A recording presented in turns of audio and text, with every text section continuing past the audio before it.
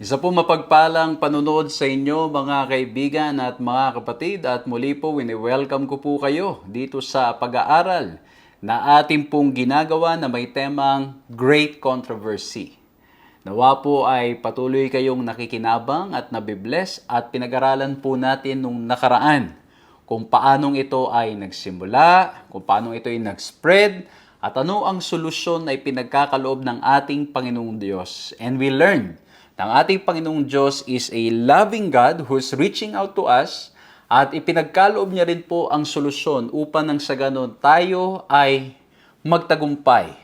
Sapagkat sa ating mga sarili, we cannot do it on our own. And so, ginawa po na ating Panginoong Diyos, He gave His only Son, Jesus Christ, to die on the cross para nang sa ganun po tayong lahat ay magkapag-asa at siya po ang maging substitute natin. Ano po? So yan po yung pinag-aralan natin nung nakaraan at nawa po ay nakinabang kayo, na-bless po kayo. Kung na-miss nyo po, we are inviting you to review. Panuorin po ninyo muli. Nandyan lamang po yan sa aming mga social media at nawa po ay maging foundation para po dito sa topic na ating pag-aaralan sa pagkakataong ito. Sapagkat ang pag-uusapan po natin, isang napakahalagang topic na naman. Again, tema po natin, Great Controversy.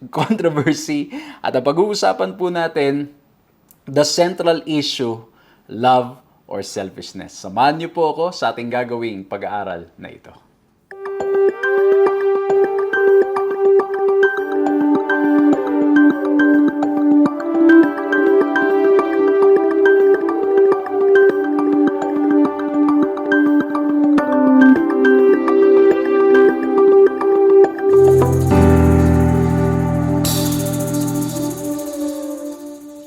Ako po si Pastor John Alexis Mercado at patuloy po kayong sumusubaybay sa paglilingkod na ipinagkakaloob po sa inyo ng 3 Points Ministries na napapanood din naman sa Hope Channel Philippines. Nawa po ay blessing ang pag-aaral natin ito sapagkat sa title pa lamang, makikita na po natin na ito ay may patungkol sa ating mga personal na mga pagdidesisyon. Ngunit bago ang lahat, gusto ko pong kamustahin ang lahat. Sana po ay nasa maayos kayong kalagayan, kayo ay pinagpapala, iniingatan at ginagabayan ng ating Panginoong Diyos sa anumang pagsubok at problema na inyong dinadanas. Patuloy po tayong manghawak sa Kanya sapagkat hindi niya po tayo pababayaan. Amen? At kung ito po ang unang pagkakataon na nakakasama namin kayo, we are inviting you to like, to subscribe, to hit the notification bell, to follow our page para po nang sa ganon, ma-notify po kayo sa mga pag-aaral na aming pong ginagawa. Kasi hindi lang po ito yung aming ginagawa, mas sa mga ibang araw po ay may mga pag-aaral pa po tayong ipinagkakaloob, isinishare mula po sa salita ng ating Panginoong Diyos. And hopefully, kung paano po kayong nakikinabang dito, makikinabang din po kayo doon sa mga ibang mga pag-aaral na aming pong ginagawa. At sa mga lagi naman na po namin kasama, we are inviting you to like, and not just like, but to share our video. Pakishare nyo po sa mga kaibigan ninyo, sa mga mahal nyo sa buhay, at nawa po ay maging pagpapala po itong pag-aaral natin at nawa po ay ma-inspire kayo at ganun din po yung mga kaibigan at mga mahal nyo sa buhay na inyo pong sharean ng programa natin ito. Napakadali lang, pipindutin lang yung share button and then magiging available na yan sa timeline natin o kaya isend natin through a private message at sana po ay gamitin ng Panginoon para nang sa ganon maging pagpapala sa mga kaibigan natin na maaaring dumaraan sa pagsubok. Itong topic natin ngayon ay isa sa mga pinagdadaanan po nila o they are facing great controversy sa kanila pong mga buhay. At gusto ko pong kunin na pagkakataong ito once again to say thank you very much sa lahat po ng mga kaibigan at mga nagmamahal na mga kapatid na patuloy pong nagpe-pray at nagsusuporta sa ating ministry ito. Maraming salamat po sa inyo. Dahil po sa inyo, nagpapatuloy ang ating paglilingkod. Of course, because of God na kayo ay ginagamit, nagpapatuloy ang ating online ministry at yun din po ang mga face-to-face ministries natin. Praise the Lord po, dahil sa ating pong mga paglalakbay, paglilingkod sa mga iba't ibang lugar, it is serving as a learning experience, growing experience po para sa inyong lingkod. At tayo rin naman ay nakakapaglingkod. Ito po ay posible lamang dahil po sa mga nagmamahal na mga kaibigan at mga kapatid na talaga namang gumagawa ng paraan to make all these ministries possible. And we want to thank the Lord for Adventist World Radio na talaga namang grabe ang commitment sa pangangaral ng salita ng ating Panginoong Diyos. Muli po maraming salamat sa inyo mga kaibigan, mga kapatid. Pagpalain kayong patuloy ng ating Panginoong Diyos at nawa po'y patuloy namin kayong makapartner sa pagpapalaganap ng salita ng ating Panginoong Diyos online and face to face. At ngayon po, hingin po natin ang paggabay at pangunguna ng ating Panginoong Diyos sa pamamagitan po ng panalangin. Ama po naming Diyos, dakila't makapangyarihan sa lahat, kami po ay lubos na nagpapasalamat, nagpupuri sa inyo sapagkat ngayon po kami po ay mag-aaral ng inyong mga salita.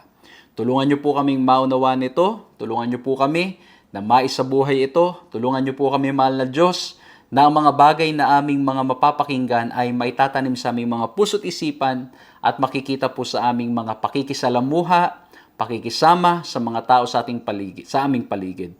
O mahal na Diyos, sa aming mga sarili, we cannot do it on our own. And so we submit ourselves to you, we humble ourselves before you. Pangunahan niyo po kami ngayon, bigyan niyo po kami ng karunungan at salamat, mahal na Diyos, na alam po namin nakasama namin kayo ngayon sa pag-aaral na ito. Purihin po ang inyong pangalan sa pangalan ng aming Panginoong Hesus. Amen. Amen.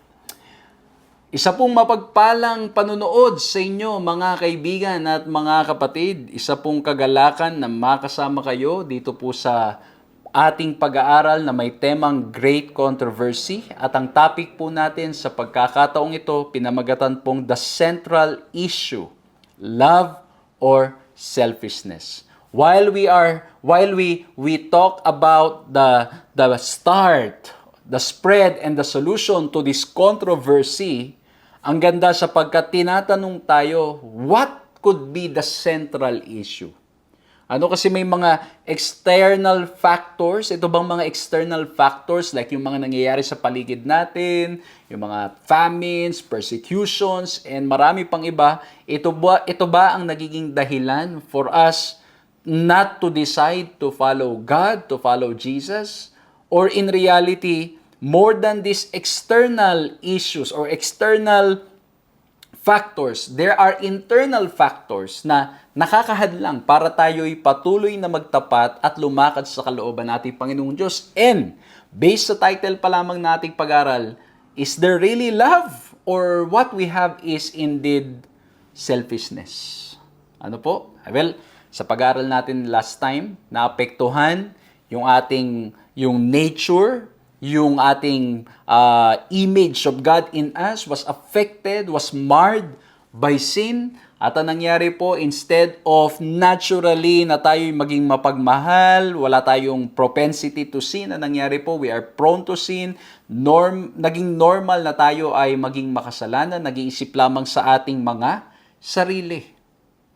And it's only through the grace of God that love will grow. Yung love na sinasabi po na pag-aaralan natin dito, it's only through the power of the Holy Spirit, through the power of God na maa-awaken ito at magagawa nating talagang lumakad ng tulad ng pagmamahal ng ating Panginoong Diyos. Kaya mga kapatid, ang ganda ng tanong, the central issue, the love or selfishness? Is it love or is it selfishness? Ang sabi sa Isaiah 41 verse 10, "Fear not, for I am with you. Be not dismayed, for I am your God. I will strengthen you. Yes, I will help you. I will uphold you with my righteous hand." Ganda. Pinapangakuan tayo natin, Panginoong Diyos, walang dahilan para tayong matakot. If we love the Lord, we have nothing to fear. Wala tayong dapat ipag-alala. Kasi palalakasin at tutulungan at itataas tayo ng ating Panginoong Diyos. But if we love ourselves, ano po nangyayari? Instead of listening to God, instead of obeying what the Lord wants, we do what we want. And sometimes, ang nangyayari na po yung sinasabing self-preservation. Because we want to preserve self, ang nangyayari po ay pumupunta tayo dun sa mga solusyon at mga pamamaraan na ang nangyayari ay lumalayo tayo sa kagustuhan at kalooban ng ating Panginoong Diyos. And that's why the central issue, Is it love or selfishness? Pag-uusapan po natin sa pag-aaral na ito, yung nasa Matthew 24, wherein, ginawa po na ating Panginoon Kristo, He gave a warning kung kailan mangyayari yung destruction of the temple. Kung tutusin mga kaibigan, mga kapatid, dito po sa Matthew 24, ito yung dinidiscuss ng mga signs of the times, signs of the second coming of Christ. But in reality, kung pag-aaralan nating mabuti ang konteksto nito, hindi lamang ito pumapatungkol doon sa mga signs of the times bago dumating si Jesus for the second time, but it's also pointing us, God or Jesus is also giving signs na mga mangyayari before the destruction of the temple, and He even gave a clear warning, a clear message kung paanong maiiwasan ito ng mga Hudyo. And that's why kung titingnan po natin ang ministeryo ng ating Panginoong Jesus, nung siya'y narito po sa lupa, ang kanyang ministeryo, He started with reaching out the Israelites. Yung kanyang mismong tinawag to spread the light, to spread the good news, because instead of going out, they just want to stay where they are, at nagkaroon na sila ng wrong concept of who God is, nire-reach out sila ng ating Panginoong Diyos, at itong darating na distraction, the Lord even warned them. But the question is, willing ba sila mag-listen? Or they were so absorbed doon sa kanilang mga sariling pananaw and they don't have time to take heed sa nais ng ating Panginoong Diyos. And that's why the central issue, love or selfishness. And as usual, allow me to share 3 points. Nawa po, maging madaling paraan para maunawaan, para po nang sa ganon, malaman natin ano ang nais ng ating Panginoong Diyos. And again, I'll be sharing with you my reflections, my summary of this lesson, at nawa po ay makinabang kayo, maging madaling paraan para maunawaan, madaling paraan para maalala, at madaling paraan para maibahagi natin sa mga tao, sa mga kaibigan natin sa ating kapaligiran when we talk about this specific topic. At kung may mapupulot po kayong iba, praise the Lord. Kasi ibig sabihin, the Lord is talking to you. He wants you to learn something from it, at pwede nyo rin pong i-share yan by writing it dun sa mga nanonood sa social media, sa comment box. Kung kayo naman nasa television, isulat nyo po so you can share it to the people around you. Okay? And the first letter L, the central issue, love or selfishness. If there is love, the first letter L, we will listen. Bakit we will listen? Kasi ang sabi ng ating Panginoon Kristo sa Matthew 24 verse 2, assuredly I say to you, not one stone shall be left here upon another that shall not be thrown down. Nagbibigay na ng warning ang ating Panginoong Kristo. And if we love Him, if we allow the love for Jesus to rule in our hearts, we will listen to this warning. We will listen to this command na tayo dapat ay mag-take heed at bigyang pansin itong mga bagay na nangyayari before the destruction of the temple noong AD 70. Okay? So tinitingnan po natin pinupulot natin yung mga practical at principle lessons. Because if we are selfish, ang tendency, we will not listen. Kasi masyado tayong absorb kung paano natin naiintindihan yung mga bagay-bagay, paano nating ginagawa yung isang bagay o paano natin nakasanayang gawin yung mga dati nating ginagawa. And so we will not listen. Kaya nga po 'di ba, yung mga talagang may kasabihan na hindi mo daw matuturuan ng bagong mga tricks yung old dog. Ito'y kasabihan kasi bakit? Kasi nasanay na silang gawin, mula noon ito na yung ginagawa nila. It's difficult to teach them new things. And I think it's true. Lalo na pag nasanay na tayong pinapakinggan, ginagawa, sinusuot yung ganitong mga, 'di ba? Ang hirap na tayo ay makinig pa. Lalo na kung, alam mo yun, lalo na kung yung ginagawa natin ay nagbigay ng success, nagbigay ng achievements sa ating mga buhay. Nakatulong upang nang sa ganun, guminhawa yung ating buhay. And then somebody will come, the Word of God will tell us, hindi ganyan ang tamang pamamaraan ng pagsamba, ng paglapit sa akin at pagtatapat sa akin, hindi natin basta-basta matatanggap. And that's why it's true, the central issue, is it love or selfishness? And so there's a warning, and if we love the Lord, it will lead us to listen. At ipinagpatuloy pa ng ating Panginoong Diyos itong warning na ito regarding sa destruction ng temple noong AD 70. That will happen on AD 70 when Jesus was saying this. In Matthew 24:15-16, natang sabi niya ganito, "Therefore, when you see the abomination of desolation spoken of the Daniel the prophet, standing in the holy place, whoever reads, let him understand, then let those who are in Judea flee to the mountains." Ayan, ano? So, ang sabi dito mga batid, pag nalaman daw, naunawaan, ang problema nga po, ang mga Pariseo, ang mga Hudyo, they have their own interpretation nitong Daniel, at hindi lamang yon, they don't want to listen to the interpretation of Jesus. Kasi bakit? Yung ego nila tatamaan, yung kanilang mga pagiging magaling, tatamaan, parang ang dating hindi sila marunong. Lalo na in the concept ng mga Hudyo, yung shame and honor concept, mga kapatid, this is very difficult. Yung kumbaga, you are in an honorable position and then suddenly you will listen to somebody na hindi nga established kung saan siyang school nag-aral at marami pang iba. It is considered shameful. Ano po? Kaya po, anong nangyari dito? Sinabihan sila na ating Panginoong Diyos, but because they were too busy with their own interpretation and thinking, they won't listen because of selfishness. And in reality, it's happening to us. If we're busy with our selfishness, we won't listen to what the Lord is telling us to do. We won't have time to hear His still small voice talking to us. At alam niyo mga kapatid, pag nag-aralan niyo to, nangyari kasi si Cassius Gallus and yung Roman armies, pinalibutan nila yung city, at pagkatapos nung meron silang ginawang unexpected move at yung attack nila parang, alam mo yun, yung imminent na, sila'y biglang umatras. Nag-withdraw sila. Ang ginawa naman ng mga Jewish armies, pinursu nila at pagkatapos sinabol nila itong mga Roman armies with Cassius Gallus at nagkaroon sila ng matagumpay, great victory.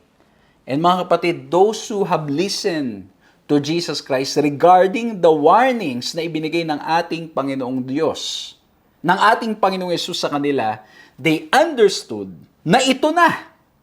Yung sinasabi ng ating Panginoon na walang maiiwan na stone dito sa temple, and at the same time, ito na yung marahil sinasabi na abomination and desolation na mangyayari dito po sa temple ng ating Panginoong Diyos. And so, nung hinahabol ng mga Hudyo, itong mga Roman army, that was the opportunity for Christians to go out. Kaya po, ang sabi ni Ellen G. White, the promised sign had been given to the waiting Christians, and now an opportunity was offered for all who would to obey the Savior's warning. Events were so overruled that neither Jews nor Romans should hinder the flight of the Christians. But remember, this warning was not just given to the Christians, it was given to a lot of people, and yet only those who love the Lord listened. Sila lamang ang nakinig. Mga kaibigan, mga kapatid, ang ganda nito. Kasi ito'y nagpapakita rin na kung tayo'y tunay na nagmamahal sa ating mahal na Diyos, we will listen. At ang dami nating pwedeng balikan na kwento tungkol sa pakikinig sa ating Panginoong Diyos.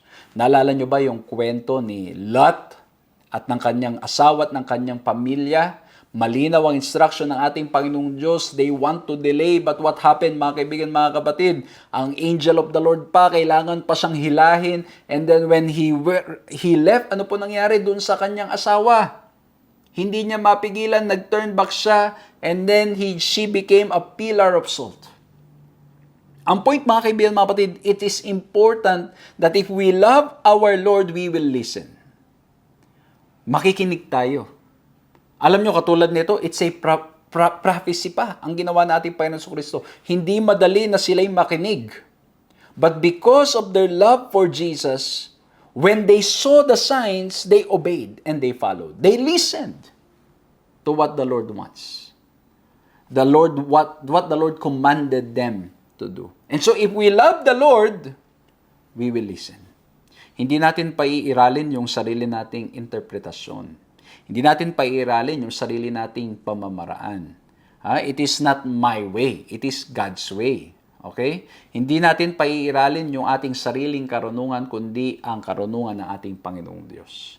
Hindi natin pahihintulot na yung ating mga sariling nakasanayan ng mga pamamaraan, kahit na yung mga nakasanayan nating pamamaraan, kung sinabi ng ating Panginoong Diyos na ito'y taliwas sa Kanyang kalooban, if we love Him, we will learn to surrender it all at His feet. Well, of course, mga kapatid, I have to admit, and I have to say this again and again, it's not going to be easy, but by the grace of God, it's possible. Amen?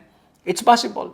But ang gusto nating i-point dito, mga kapatid, yung mga nagmamahal sa ating Panginoong Hesukristo, nagmamahal sa ating Panginoong Diyos, they will listen. And this is what happened. They listened. Kaya kung pag-aaralan nyo po, mga kapatid, the distraction was kumbaga talagang grabe yung distraction, mga kapatid. So severe. Na nangyari, mga kapatid, napakaraming mga namatay. At ang nangyari po, kaya sila namatay dahil they rebelled against God who gave them, against Jesus, who gave them clear instructions na pag nangyari ito, it's the time to escape.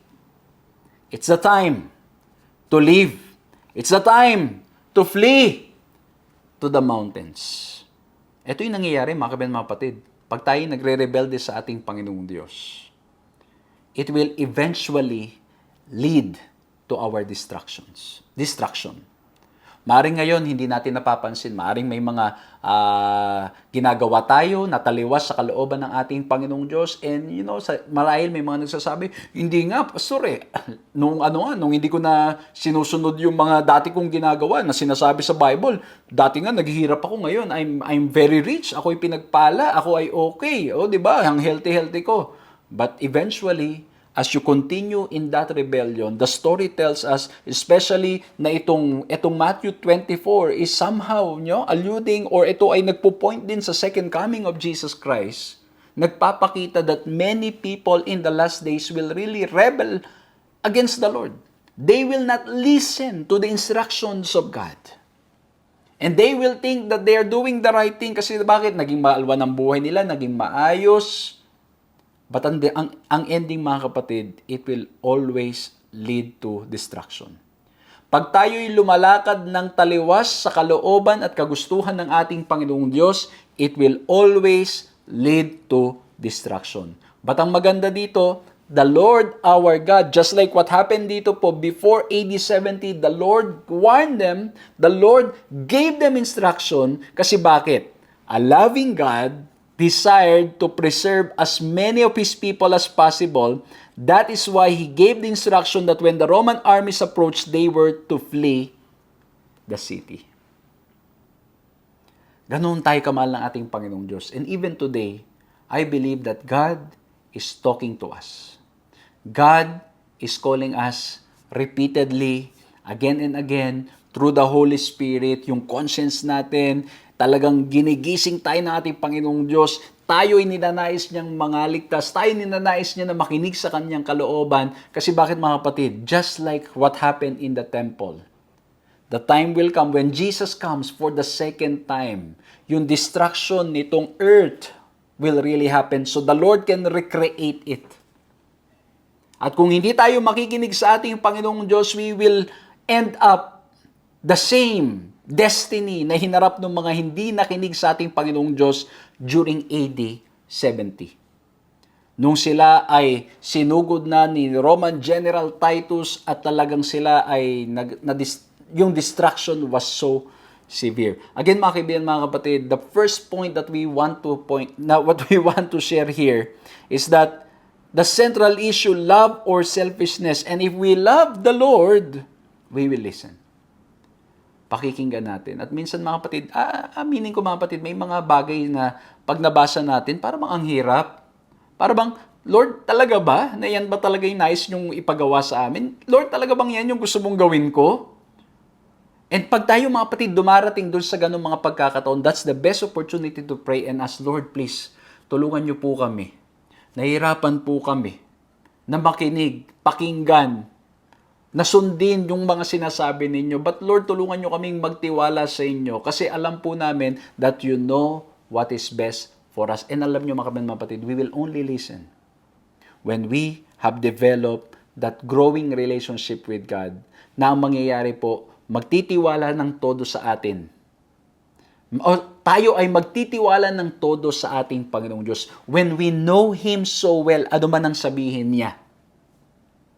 Tayo ay maniniwala. Di ba dito nga sa mundong ito yung kaibigan natin pag talagang pinagkakatiwalaan natin, kahit mali na yung sinasabi, kahit niloloko na tayo sasabihin natin, hindi, sa pagkakilala ko sa kanya, ganito. Tapos bandang uli, sasabihin na lang natin, kamali talaga ako. Pero makakaasa kayo na ating Panginoong Diyos, ang kanyang sinabi ay totoo, tayo hindi niya niloloko, maaring marami nang naloko, ano po, marami nang nadaya, pero ang ating Panginoong Diyos kailanman ay hindi tayo dadayin. Ang kanyang sinasabi ay totoo at ang nais niya mangaligtas tayong lahat. Amen? So number 1, if we love Him, we will listen. At ang ganda ng pagkakabanggit sa John 1:11. Kasi bakit? Nagbigay na ng instruction ang Diyos, nagsabi na ng dapat nating gawin, ng mga warnings, nangyari na, nandun na. Ang sabi sa John 1:11, He came to His own, and His own did not receive Him. Just imagine the pain ng ating Panginoong Diyos. Yung kalungkutan na lahat ay nais niyang maligtas, pero hindi pa rin. Kasi bakit po sa katigasan ng ulo natin at ayaw nating makinig? Because we allowed our selfishness to rule instead of love. Number 1, mga kapatid ko, mga kaibigan, if we love Him, we will listen. Pag nagbasa po tayo ng Biblia, may mga bababasa tayo dyan, na i-encourage tayo ng Panginoon, kinakausap tayo na ito ang dapat nating gawin. I hope and pray that we will say, yes Lord, I will do it. Pag sinabi ng ating Panginoon, pumunta tayo doon, gawin natin yon, yes Lord, I will go. Ha? Mga kapatid, mga kaibigan, mahirap yan. Lalo na bilang pastor, ako po naranasan ko talagang lipat-lipat. Lipat-lipat, talagang iisipin mo, siyempre, yung pamilya mo, iisipin mo yung mga bata, iisipin mo lahat, yung mental effect nito. Lalo na po sa aming mga ministro na palipat-lipat, iisipin mo yung mental effect dun sa mga anak namin. Kasi bakit po, ibang mga kaibigan dito, lilipat ka ulit, tapos wala na naman silang kaibigan doon. Grabe yung pressure, grabe yung hirap, mga kaibigan, mga kapatid. But at the end of the day, when the Lord says go, we need to trust Him that He knows what is best for us. At ang ating Panginoong Diyos, He is broken-hearted when we do not listen and follow. It pains the Lord. Kasi ang gusto niya sana lahat tayo ay mangaligtas. Lahat tayo makinig sa Kanya. So number 1, love. Ito po, again, ang topic natin, the central issue, love or selfishness. And if we love Him, we will listen. Number 2, if we love Him, we will be loyal. We will be loyal. Kasi bakit?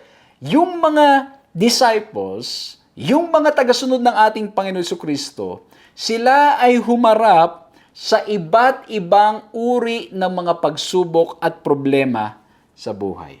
Basahin natin ito. Lalo na sa buong aklat ng Acts, we will see yung great persecution that the disciples experienced because of their faith in the Lord. And so in summary, let me read this. The disciples faced threats in Acts 4:17, imprisonment, Acts 5:17 to 18, persecution, Acts 18:1, and death itself, Acts 7:59 and Acts 12:2. Yet in the power of the Holy Spirit, courageously proclaimed the resurrected Christ, and churches multiplied throughout Judea, Galilee, and Samaria. Ang point, mga kapatid, if we love the Lord, even in the midst of threats, imprisonments, persecution, and even death itself, we will continue to be loyal to our Lord and Savior, Jesus Christ. Mananatili tayong nagtatapat. Mananatili tayong nangangaral. Ibinabahagi ang mabuting balita na mula sa salita ng ating Panginoong Diyos because we know whom we believe. That even in the face of death, even in the face of all the challenges in life, we have nothing to fear, we have nothing to lose. Because we know whom we believe. Because we love Him and we know that He loves us so much that He gave His life for us, we will be loyal to Him. Mananatili tayong tapat dito sa mundong ating ginagalawan na ang katapatan ay para bang talinghaga na lamang. Ayan, medyo parang malalim yata masyado yun. Yung katapatan ay parang guni-guni na lamang. Yung katapatan sa kapwa o sa isang bagay ay parang wala nang katotohanan. Kumbaga, marami ka na maririnig na mga payo ngayon na ang tanging paraan para maging successful at marami pang iba ay dapat kang mandaya, kailangan kang manloko, kailangan, alam mo yun, yung katapatan ay hindi na nagiging totoo. Maging sa mga relasyon. Ang katapatan ay para bang nawawala na. Parang yung loyalty ay hindi na isang concept na pinanghahawakan ng henerasyong ito. Mga kaibigan, mga kapatid, those who love the Lord will continue to be loyal to the truth no matter what.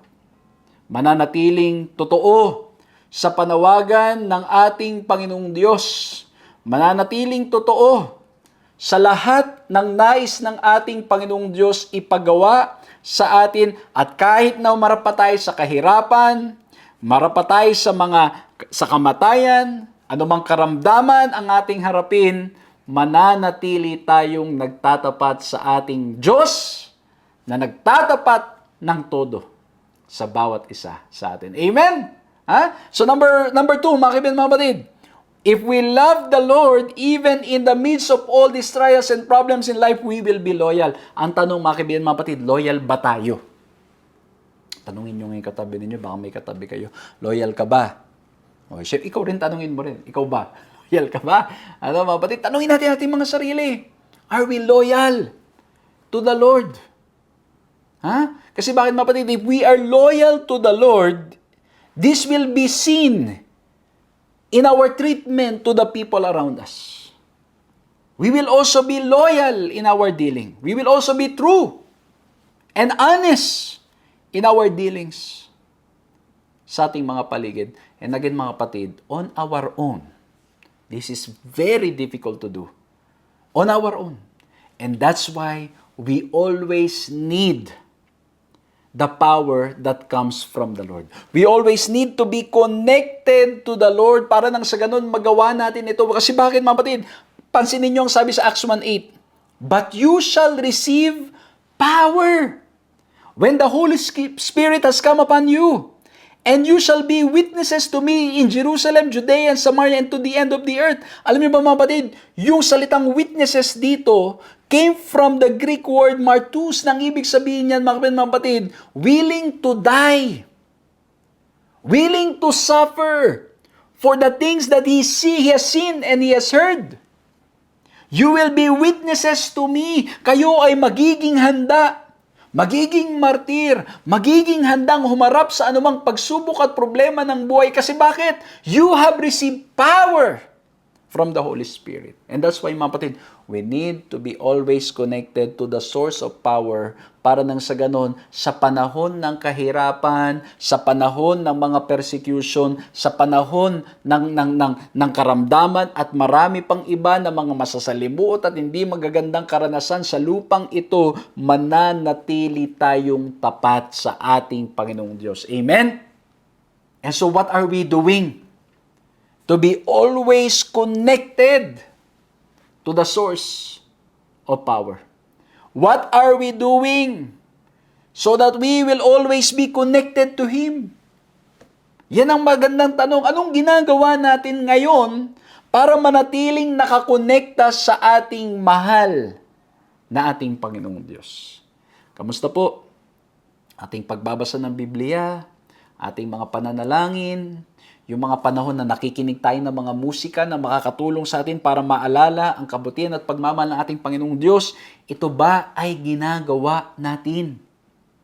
Kasi mga kapatid, it's only through the grace of God that we will be strong, we will be strengthened. Di ba yung text natin, ang sabi, "Fear not, I am with you, be not dismayed, for I am your God. I will strengthen you, yes, I will help you, I will uphold you with my righteous right hand." And for us to experience that, we need to connect to Him.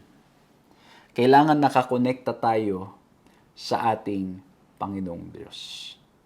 Kailangan nating mag-charge sa Kanya. Ano po? Alam nyo, minsan ay pwede kang magsaksak sa plug, pero ang mangyayari ay mali yung masasaksakan mo dahil wala palang, naalala ko nung minsan, ako po'y magbabiyahe sa isang lugar. At pagkatapos yung cellphone ko po ay palobat na. At may nakita akong saksakan. At ang nangyari mga kapatid, ay sabi ko dali-dali ako kasi malolobat na ako, pwede na ako mag-charge. Isinaksak ko mga kaibigan, mga kapatid. And I was thinking and expecting na dahil na isaksak ko na, ay automatic magcha-charge na siya. And then later on, I realized na yung aking sinaksakan, after mga 30 minutes na, sumobra na, yung aking palang sinaksakan ay mali. Kasi bakit? Yung palang aking sinaksakan ay hindi nakakonekta rin mismo o may problem and there is no power in that plug. Doon sa saksakan, walang power. So kahit na nakasaksak na mga kaibigan, mga kapatid, wala pa rin palang charge. And so I have to find the right plug. I have to find the right source para nang sa ganun maka-charge po ako. And when I found it, finally charge. Anong gusto kong lesson na mapapulot dito? I realized mga kaibigan, mga kapatid, baka mamaya, we thought we are already charging, pero mali pala yung ating nasaksakan. Mali pala yung ating napagsuksukan ng ating charger. Baka mamaya, akala natin tayo ay nagcha-charge, yun pala tayo ay nadidrain palalo kasi kinukuhanan pa ng lakas tayo. So anong ibig ko po sabihin? Kailangan ang gawin natin, mag-connect tayo doon sa source, mag-charge tayo doon sa source, magsaksak tayo doon sa source na tayo ay talagang marirecharge. At kanino ito? Walang iba kundi sa ating Panginoong Diyos. Amen? Pagbabasa ng Biblia, pananalangin at marami pang iba ay kailangan nating patuloy na gawin. Para nang sa ganun, we will always be reminded of His graciousness and love for all of us. At alam niyo po, ang ganda, sa pananatiling tapat nitong mga mananampalataya, na kahit na sila'y pinapatay na, kahit na sila'y ginagawa na ng mga hindi magagandang bagay, nagpatuloy silang nagtatapat. At according sa history, for many persons of all ages and classes and of both sexes are being put in peril by accusation, and this will go on. Magpapatuloy daw yung persecution na nangyayari. The contagion of this superstition, yan ang sabi nitong manunulat na ito, or Christianity has spread not only in cities but in villages and rural districts as well. Kahit na sila'y pinapatay na, sila ay ginagawa na ng hindi maganda, ang nangyari po, ito ang nagsilbing seed. Para nang sa ganun, ang katotohanan ay patuloy na lumaganap sa iba't ibang mga lugar. May pangaral palalong pangalan natin Panginoong Diyos sapagkat nagsimula nang magtanong ang marami, anong nangyayari na bakit ganon? Kahit sila'y pinapatay na, kahit sila'y ginagawa ng hindi maganda, kahit sila'y may karamdaman na, kahit na sila'y may mga pagsubok na, kahit wala silang makain, nagpapatuloy pa rin sila na nagtatapat sa ating Panginoong Diyos. Ay grabe mga kapatid, mga kaibigan. Naalala ko tuloy yung isang kwento na nabasa ko. It's a true to life story. I forgot the name. Sad to say mga kapatid, I forgot the name. But I read this story na meron daw pong isang missionary that he was put to prison. And when he was in prison, mga kapatid, siya'y pinagpapalo, pinaglalatigo, at pagkatapos siya'y ginugutom. And after many years of being in jail, being in prison, because of his faithfulness to God, when he is about to go out, akala ng mga tao, he's already broken. He will not preach the word of God anymore. Nagtanong siya. Paglabas niya, siya'y nagpapaalam to where he can preach the name of Jesus. At ang sabi ng chief captain, I am not afraid of what you're going to preach. I'm afraid that the scars in your body will declare and will make my people, yung sabi ng chief captain, will make my people wonder, what are you preaching that you're willing to die and because of that, they might believe? Mga kapatid, the sufferings in this life, when we are loyal to God, it serves as a light to the people around us. Pero nangyayari lamang ito. We cannot fake this. It can only happen if there is love in our hearts. Kung may pag-ibig sa ating mga puso, magagawa nating maipangaral ang salita ng ating Panginoong Diyos sa harap ng mga problema sa anumang pagsubok na ating hinaharap. Ang sabi ni Ellen White, in vain were Satan's effort to destroy the Church of Christ by violence. The great controversy in which the disciples of Jesus yielded up their lives did not cease when these faithful standard bearers fell at their posts. By defeat, they conquered. God's workmen were slain, but His work went steadily forward. Nagpatuloy ang gawain ng ating mahal na Diyos, ng ating Panginoon Jesucristo. Ang pangalan niya ay patuloy na itanyag because of love. Because of love, people, those Christians were loyal to Jesus no matter what. So number 1, topic po natin, the central issue, love or selfishness. And if there's love, we will listen. If there is love, we will be loyal. But if there's no selfishness, there is selfishness, we will not listen. We will not be loyal to our Lord and Savior, Jesus Christ. Nawa po mga kaibigan, mga kapatid, nagiging blessing sa inyo itong pag-aaral na ito. Grabe, napakaganda po, no? Napakaganda na tayo'y pinapaalalahanan na dapat pag-ibig ang maghari sa ating mga puso. Dapat pag-ibig ang manatiling nagiging dahilan bakit natin ginagawa ang mga bagay-bagay. And the third point that I want to share with you, if there is love in our hearts, if we love the Lord, we will love as well. At ang ibig pong sabihin na we will love, of course, we will love the Lord, and at the same time, we will love the people around us.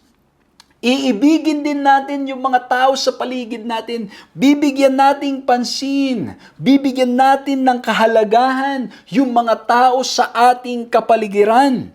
Gagawin natin kung ano ang ginawa ng ating Panginoong Jesucristo. Kung siya'y nagpagaling, siya'y nangaral, siya'y tumulong, ganun din ang ating gagawin. If we have experienced the love of Jesus, we will also love. Mamahalin din natin ang mga tao sa ating kapaligiran. Ang sabi po sa Mateo 4:23, dahil naranasan ng mga tao ang pagmamahal ating Panginoong Diyos, naranasan ng mga disipulo, they went about all Galilee teaching in their synagogues, preaching the gospel of the kingdom and healing all kinds of sickness and all kinds of disease among the people. Sila'y humayo, sila'y lumabas, ipinangaral ang salita ng ating Panginoong Diyos. Why? Because if there is love, if we have experienced the love of Jesus, it will also lead us to love the people around us. Mamahalin natin, gagawin natin, kaya natin ginagawa itong mga pangangaral, pagsasalita, mga pagtulong sa kapwa, mga medical mission, mga Sabbath school, vacation Bible school, at marami pang iba't marami pang mga paglilingkod at pagtulong sa kapwa dahil naranasan natin ang pag-ibig ng ating Panginoong Diyos. Ang point, mga kaibigan, mga kapatid, kung naranasan natin ang pagmamahal ng ating Panginoong Diyos, yung pagmamahal na yon, magiging aktibo tayo na ibahagi rin sa mga tao sa ating paligid. Kasi tatandaan natin, nung dumating ang ating Panginoon Kristo, He desires that we have life na magandang. Sabi sa John 10:10, the thief does not come except to steal and to kill and to destroy. I have come that they may have life and that they may have it more abundantly. Ang nais ng ating Panginoong Diyos, tayong lahat ay magkaroon ng buhay na abundantly. Pero malinaw na sinabi niya na ang kaaway, the thief, will come to destroy. Ang nais ng kaaway, akala mo magiging maayos. Alam mo yun, bibigyan ka niya ng mga bagay-bagay na akala mo magiging maayos ka. But at the end of the day, it will lead to destruction. Because ang ginagawa niya, he exists to steal the great joy. He exists to kill and destroy. Yan ang nais ng kaaway. Pero ang ipinagkakaloob ng ating Panginoong Diyos ay magkaroon tayo ng saganang buhay. At itong saganang buhay na ito is we will have abundant life physically, mentally, emotionally, and spiritually. Mararanasan natin yung kagalingan. Kaya nga ang ating Panginoon Jesucristo nung nandito siya sa lupa, yan ang kanyang ginawa. Ang ginawa ng ating Panginoon Jesucristo, physically healing, mentally, tinulungan niya, emotional healing, spiritual healing, lahat ng pwedeng maitulong sa tao, ipinagkaloob ng ating Panginoong Diyos. At kung naranasan natin ang pag-ibig ng ating Panginoong Diyos, we will do the same. Amen? Gagawin din natin. Tayo yung magiging aktibo. Hindi tayo uupo-upo lang. Hindi tayo walang ginagawa. Hindi tayo makukontentong nakikinig lang. Hindi tayo makukontentong, basta nakasimba na ako, okay na. Hindi tayo magiging ganon. Ang gusto natin, iniisip, magiging parte ng ating sistema. Paano kaya ako makikibahagi sa gawain ng ating Panginoong Diyos? Paano kaya ako magagamit ng ating Panginoong Diyos to spread His love? Because I experience the love of Jesus. Ang sabi po, when Christ touches us with His healing grace, we long to touch others with the touch of Christ so that they can be made whole. Jesus sends us out into a broken world as ambassadors for Christ to touch others with His love. New Testament Christianity was characterized by the Christians' love for one another and their communities. Grabe mga kaibigan, mga kapatid. Pag tayo'y nahawakan, naranasan ang pag-ibig at biyaya ng ating Panginoong Diyos, gusto rin natin gawin ito sa mga tao sa ating kapaligiran. Amen? Kaya mga kapatid, hindi tayo makukontento na nakaupo lang. And I'm very happy and blessed. The Lord allowed me to meet people, and I've shared this many times, and allow me to share again, na may mga kapatid na hindi mo na kailangang hilahin, hindi mo na kailangang itulak, hindi mo na kailangang pilitin pa. Sila na mismo ang nagkukusat lumalapit, Pastor, paano ba kami makakabahagi sa gawain ng ating Panginoong Diyos? Ano ba ang pwede naming magawa sa gawain ng ating Panginoong Diyos so we can spread the love of Jesus? Mga kapatid, this will be the effect if there's love in our hearts. Pero kung walang pag-ibig sa ating mga puso, kung di natin naranasan ang pag-ibig ng ating Panginoong Diyos, it will be very difficult to do this. Kasi bakit? Kung walang pag-ibig ng Diyos, we will be selfish. Ba't pa ako lalabas? Ang init-init. Ba't pa ako lalabas? Magagastusan pa ako. Ba't ako tutulong dyan sa gawain? Mayroon namang ganito at mga ganyan. Mga kapatid, ganun na mangyayari.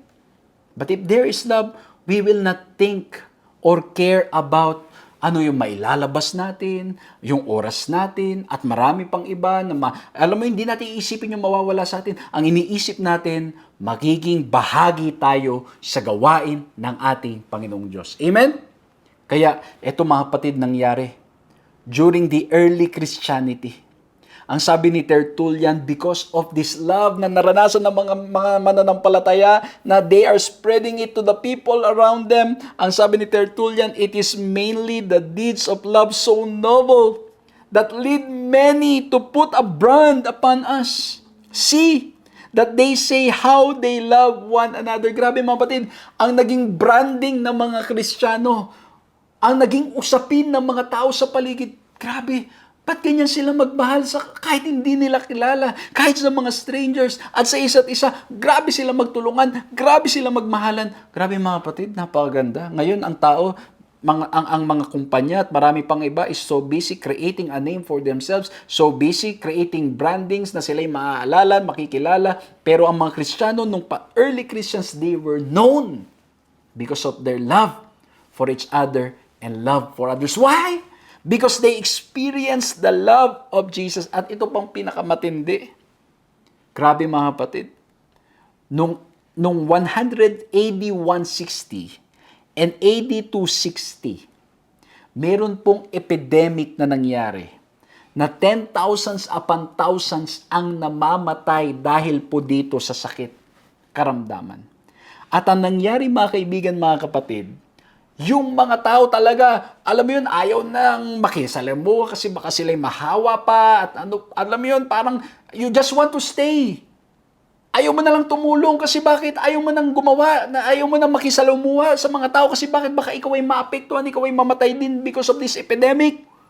Pero ang nangyari po, according to history, according to Dionysius, yung mga early Christians, most of our brother Christians showed unbounded love and loyalty, never sparing themselves and thinking only of one another, heedless of danger. They took charge of the sick, attending to their need and ministering to them in Christ, and with them departed this life serenely happy. For they were infected by others with the disease, drawing on themselves the sickness of their neighbors and cheerfully accepting their pains. Yung mga Christians, mga kapatid, during the early times, it was so pure that they were willing to die just to help others. That they were willing to lose their resources. They were willing to lose even their own lives para lang sila ay makatulong sa mga tao sa kanilang paligid. Grabe yung description ni Dionysius. Nung sila'y nagkaroon ng sakit, they were also infected. They accepted it with joy and happiness because at the end of the day, what matters most, I abuse this life in the service of the King. Mga kapatid, mga kaibigan, this is only possible if there is love in our hearts. If we have experienced the love of Jesus. Because if we experience the love of Jesus, we will also love Him and love others and love the community around us. Mga kapatid, the central issue, love or selfishness.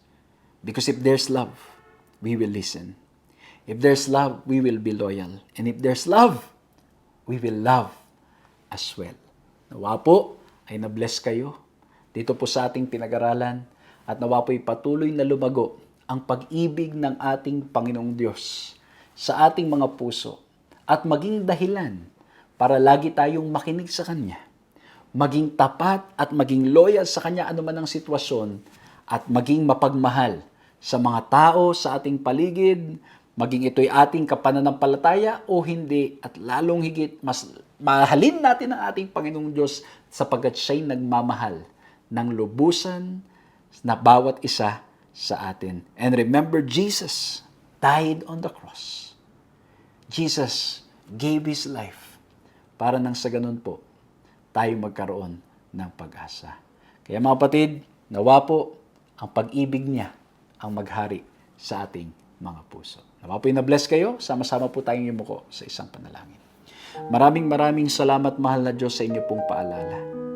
Lord, tunay po, na sa aming mga sarili, madalas po ay selfishness ang nasa amin. Ang iniisip namin ay ang aming mga sarili lamang. But we have learned today na kami, Panginoon, na sa pagdama at pagkaranas namin ng pagmamahal ninyo, ito'y magiging dahilan upang kami mag-listen, maging loyal at magmahal din sa mga tao sa aming paligid. O mahal na Diyos, patawarin niyo po kami sa mga panahong iniisip namin ay ang mga sarili lang namin. Salamat, Panginoon, ng aming Panginoon Kristo is our greatest example because He gave His life for us.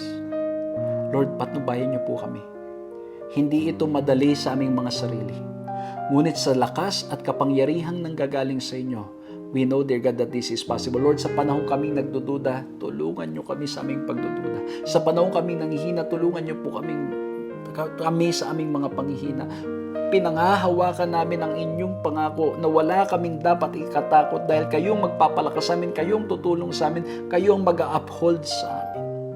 O mahal na Diyos, may mga kaibigan, may mga taga-subaybay, mga kapatid na sumusubaybay ngayon, nag-aaral ng salita ng Diyos na maaring dumaraan sa pagsubok ng buhay. Lord, tulungan niyo po kami na pairalin ang pag-ibig. Padaluyin ang inyong pag-ibig sa aming mga puso upang nang sa ganon mas lagi po kaming makinig sa inyo. mas lagi po kaming maging loyal pa sa inyo. Lalo pa kaming maging loyal kayo dahil kayo loyal sa amin, at lalo rin kaming magmahal pa sa inyo at magmahal pa sa mga tao sa aming paligid. Purihin ang inyong pangalan, mahal na Diyos. Maraming salamat po sa inyong ginawang pagtulong sa amin upang maunawaan at mapag-aralan itong napakagandang paksang ito. Sa pangalan na aming Panginoong Hesus. Amen. Maraming salamat mga kaibigan, mga kapatid, sa inyo pong ginawang pagsama at nawa po'y nakinabang kayo, na-bless kayo. Please, let's continue to share this video para mas marami pong makinabang. At maraming salamat po muli sa lahat ng inyong pananalangin at pagsuporta sa ating pong gawain. At nawa po'y patuloy pa kayong pagpalain ng ating mahal na Diyos. Muli po, maraming salamat. Magkita-kita po tayong muli sa susunod na pag-aaral. God bless you all.